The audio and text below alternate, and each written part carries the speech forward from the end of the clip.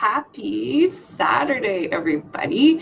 Okay, here I am to do my Saturday Facebook Live. And as promised, I'm going to talk about time from a life coaching perspective. And so, yeah, I just want to share a little story with you guys. Hi, Sylvia. Thanks for joining. This is actually something that was very timely for me. I posted a few days ago about something that people really want to change in their life, and time management, hello Heather, kept coming up again and again and again and again. And hello Ellie. Yes, guys, please do send me some hearts. That definitely works better with the Facebook algorithms to get videos seen. So if you're liking this, then send me some hearts. But anyway, so the reason why I thought that this was such an important topic to discuss today is that all of us at some point in our lives have had this thing playing over and over and over again for us, that we don't have enough time. And this has manifested for me big time in the last week. So as you guys know, I'm starting this new business, and I'm a doctor and I'm a mom, and I really let that get to me in the last week. And I found myself thinking, like, I don't have enough time to do all of these things. Maybe I need to back off on doing something. Maybe I'm not ready to be doing this. What if, right?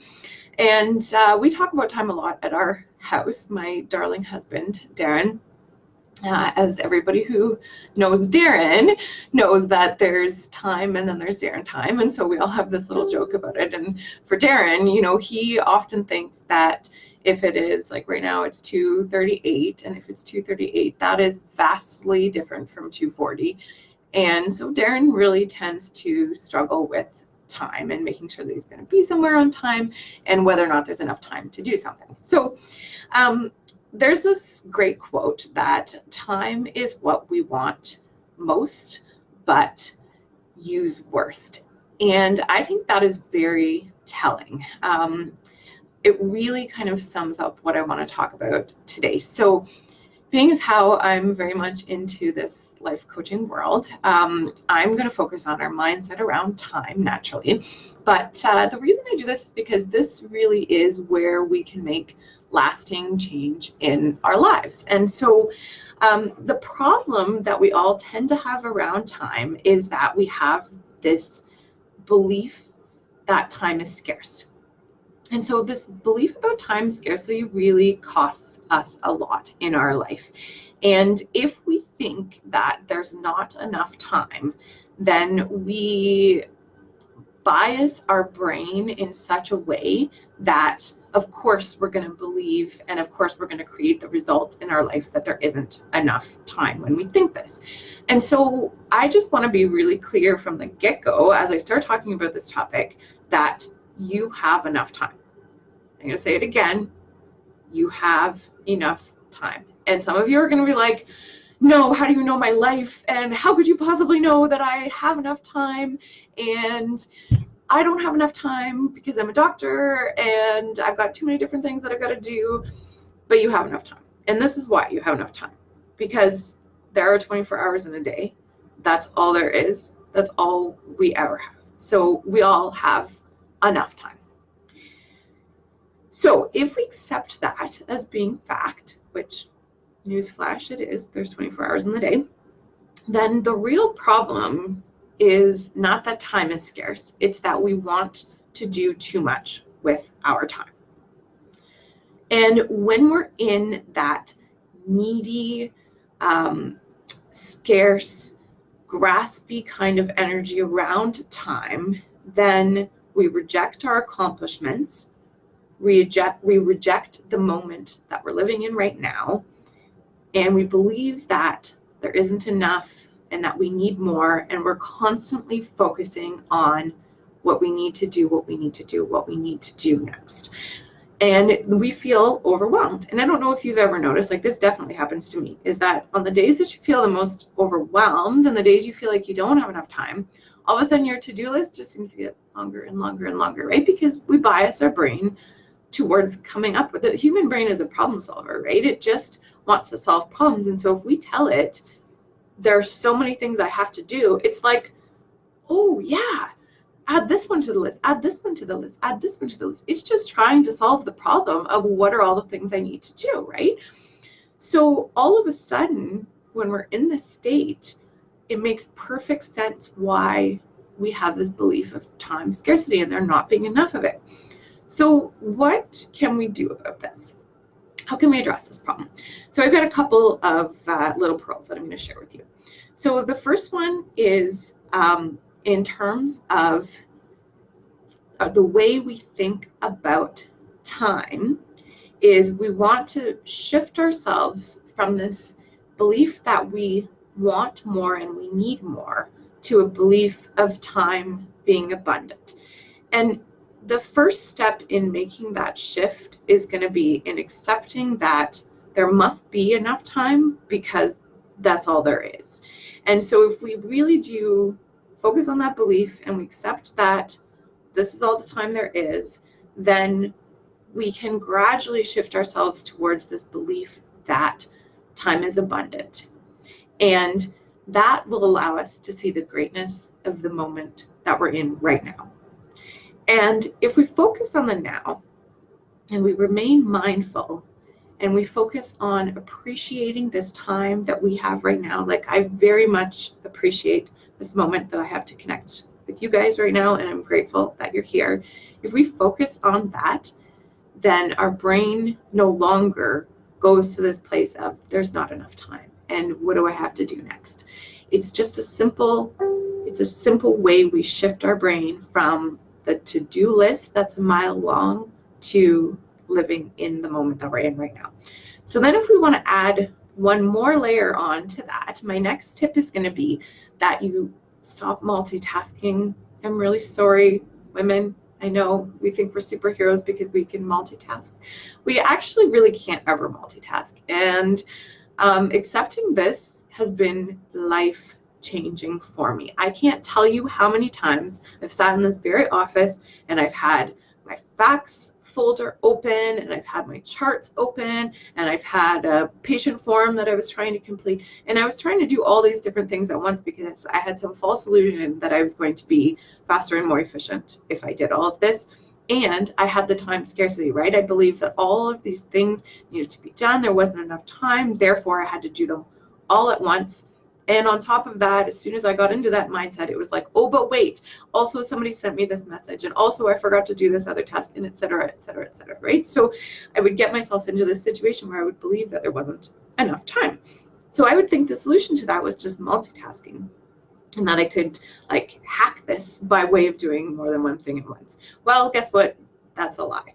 And the reason why that's a lie is because when you don't pay attention to the task you're doing in the moment, it takes you way longer to do something. And so therefore, when we think we're being efficient, we're absolutely incorrect. The best way to get things done is to actually decide exactly how long it's going to take you to do that thing, and whatever product you have done at the end of that time, to consider that to be complete, right? And most of the time, if we have even some remote insight into what it takes to do the task, we can decide how much time we're going to spend on doing it. We can set an alarm and we can finish the task within that time. I was just talking to one of my clients about this yesterday. It was absolutely incredible. She knew she had to do this task where she had to orchestrate a very complex plan of all of the residents that were going to be coming into an academic teaching site, and she had to get them all matched up with preceptors, and the program that she teaches within needed to have this information by the end of next week. Well, the only time she had that she could sit down with the assistant at her office to complete this task was on Friday morning, yesterday morning. And so she looked at her calendar and she had some things she needed to do Friday afternoon, and she said to herself, this has to be done within a 3-hour block of time. She said it needed to be done between 9 and 12. Well, she was done at 11:59. Isn't that incredible? She had just decided that it needed to be done within that time, and therefore they got it done. And she said it went way more efficient. What happened for her was that when there was a piece of information that she didn't know, she knew she wanted this task done within this amount of time. So instead of thinking about, I should send somebody an email, I should do this, she went directly to the person, she asked them the questions, she got the stuff done. And then she had a bunch of residents that she didn't know what she was going to do with because their schedules didn't quite line up with what the preceptor schedules were. So she decided that since she was being dealt this hand that she didn't have any say over, what she was going to do was she was going to say that those residents were going to have to switch to a different day. And she did not spend all that time trying to people please and trying to make everything perfect for everyone. She just focused on getting the task done, and therefore it was done, right? May she have to make some modifications in the future? Perhaps, right? But the point of what I'm talking about today is that in setting a time limit for herself, she set herself up for success. So let go of the multitasking thing. Focus on getting one thing done at one time. It's going to decrease the amount of distractions that you have, and it's going to increase your productivity. And suddenly there will be enough time for you to get things done in a day, right? Because suddenly you will no longer be wanting to do more than one thing at once, and you'll no longer be wanting to fit more things into the day than you can get done, and you will know how long it takes you to do a task. So my third and final tip for today is going to be an amazing concept that I learned from Brooke Castillo at the Life Coach School, which is where I'm in training. And she teaches that in order to maximize our time, we have to make decisions ahead of time about what we're going to do. And the reason for this is that we all are constantly having this battle in our brain between our primitive brain and our prefrontal cortex. And this is a little bit sciencey speak, so maybe I can tell I have a few of you guys on here today that might not know the difference. But what our primitive brain is it's our brain that kind of fires on instinct and wants to protect us, and it's the one that's going to trigger that fight or flight. And then we have our amazingly evolved as humans prefrontal cortex. And this is where we have our executive function, or decision-making capacity. And so when we harness this part of our brain and we make decisions ahead of time about what we're going to do with our time, say the following day, or you could do this a week at a time, doesn't really matter the what or the how of the way in which you make the decisions is not that important. What's really important is that you actually make the decisions. And then we take this one step further and we honor the commitments to the decisions that we make. So in the Lord of the Rings, J.R.R. Tolkien wrote this great quote, and I really love it. And so this is Gandalf speaking to Frodo, and he says, all we have to decide is what to do with the time that is given to us. And I really love that because my family was raised on the Lord of the Rings, and if any of you know the Lord of the Rings, Gandalf is this very wise presence, right? And so for me, that just embodies a lot of wisdom, that all we have to do is decide what we're going to do with the time that's given to us. And so when we do this, what happens is that many of us are we think the solution is we just have to get the right planner, right, or the right system, and we think the how is what's important.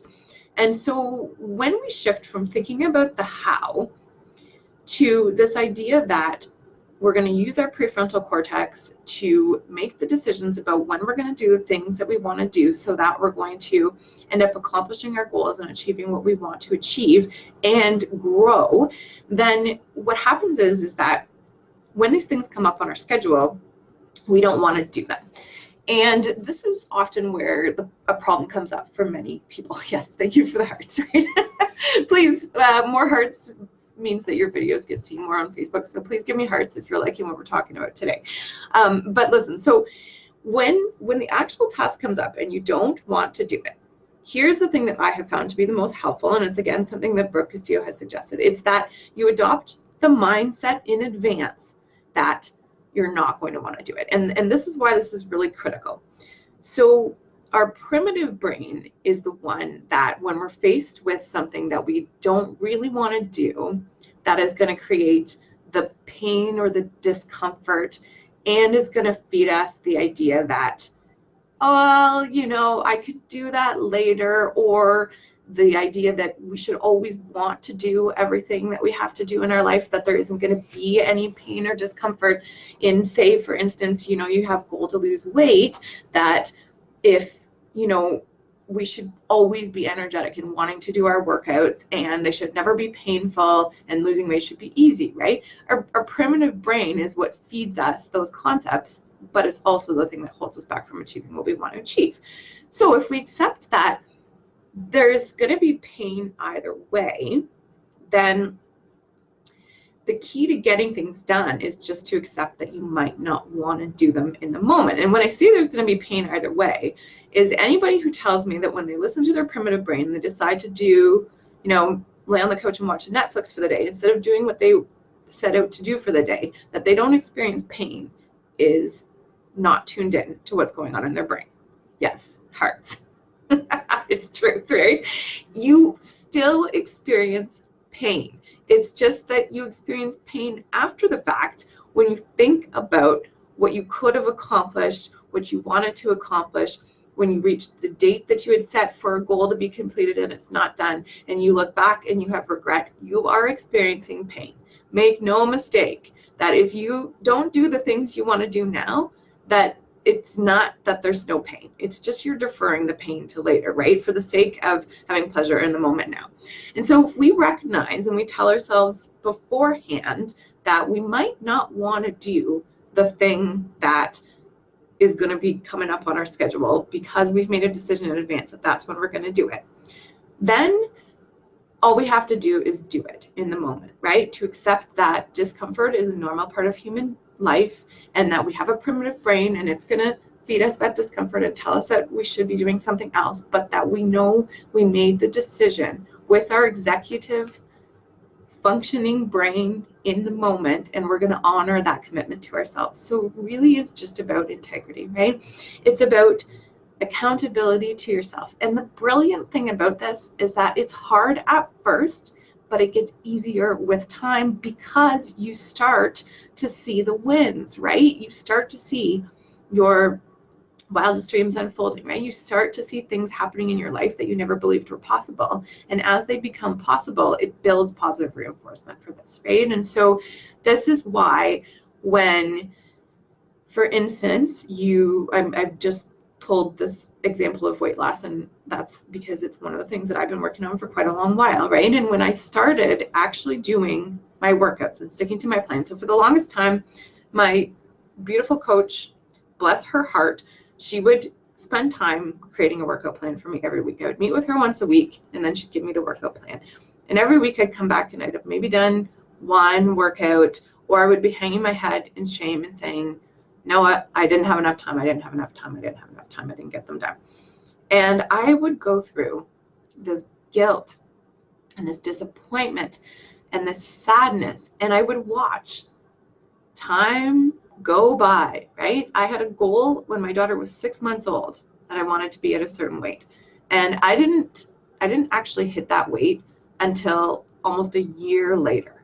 And all of that time, I just watched it go on by, and I felt guilty, and I experienced pain and disappointment, right? So there was no not experiencing pain in this equation ever. It never was an option to not experience pain, right? It was just an option to defer the pain to later, right? When I decided I wasn't going to do the workouts because I didn't have enough time, I gave in to something else, I decided that I was too tired. All of that was me just deferring the pain to later, right? So I made a decision when I got back from my vacation that Darren and I went on in February. I made a decision when I got back that doing workouts was important to me, that being fit is important to me. It is one of the ways that I get joy in the world. I love obstacle course racing. I want to be an obstacle course racer. So I made the decision that if that's what I want in my life, then I'm going to do it. So instead of expecting that I was going to want to do a workout every single time one came up on my schedule, I decided that, well, I'm probably not going to want to do the workout. And so I'm going to need to cultivate a few little mind hacks, right? A few things I can say to myself to get myself through the sluggishness at the beginning of doing the task, right? Something that I can remind myself of a mantra that is going to carry me through the pain and the discomfort that I'm going to experience at first in order to get this done.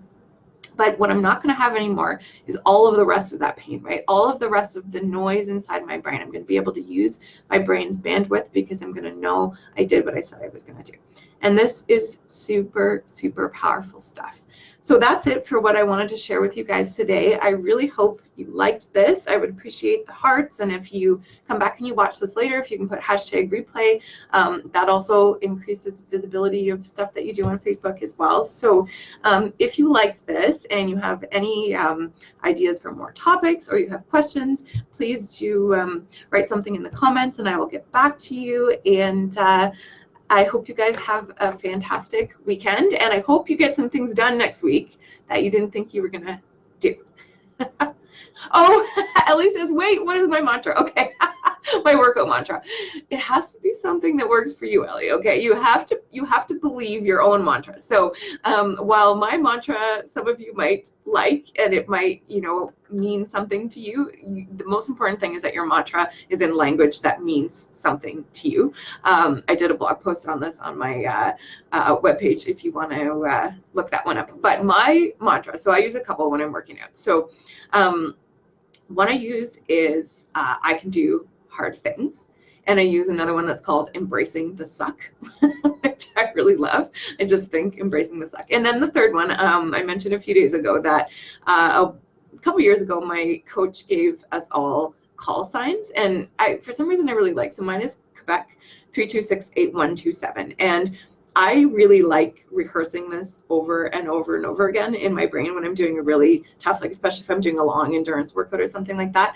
I play it over and over again in my brain because it conjures up this image for me of people who have sacrificed their lives being on the front line and how much they have sacrificed, right? And so when I think about that and I think to myself, like, all I'm doing right now is I'm carrying this heavy thing up a hill, then I can pull some of that strength from the people that I know have done amazingly difficult things in the world to make sure that we can continue to live in a world where there is peace. And so, yes, I find that to be a very moving mantra that carries me through. And I literally play these things over and over and over again in my head with every step. Like, I used to run a couple years ago 26 kilometers, and I would play this mantra over and over and over again in my brain. And it would carry me through those really hard times when I felt like my feet were going to fall off and I couldn't go another step. And so, again, when I think about that kind of stuff, right, I'm like, we all know we can do this stuff, but we just have to find the belief. And that is the power of the mindset shift. So I hope you guys got something useful out of this. And I thank you all for the hearts. And if you have any questions, then please do fire away and enjoy the rest of your weekend. Take care, everybody.